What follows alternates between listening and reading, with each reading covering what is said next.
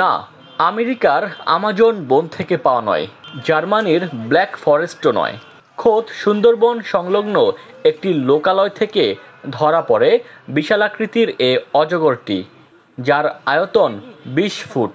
লোকালয়ে জনসমাগম দেখে পালিয়ে যাচ্ছিল অজগরটি, কিন্তু রেহাই পেল না আর। কয়েকজন মিলে ধরে ফেলে অজগরটিকে। স্থানীয়রা জানায়, বাগেরহাটের শরণখোলা উপজেলার সোনাতলা গ্রামের তজুর গেট এলাকার মরিয়ম বেগমের একটি ছাগল অজগরটিকে ধরে নিয়ে পাশের একটি বাগানে নিয়ে যায়।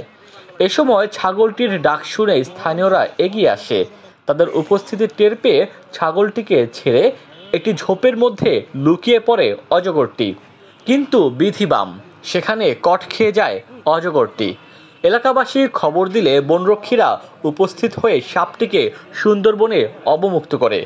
20 ফুট লম্বা সাপটির ওজন প্রায় 55 কেজি। সুন্দরবন থেকে কত বড় অজাগার আসছে একটা ছাগল মেরে কি করছে দেখেন, মানে আতঙ্ক। এবং এই মানুষ, এই জায়গায় এই সোনাতলার মানুষ তো আতঙ্ক থাকে সুন্দরবনের পাশে। বিশাল আকৃতির অজগর সাপ লোকালয়ে ধরা পড়ায় স্থানীয়দের মধ্যে শিশু ও গবাদি পশু নিয়ে আতঙ্কের সৃষ্টি হয়েছে। ডেস্ক রিপোর্ট, দৈনিক ডেস্টিনি।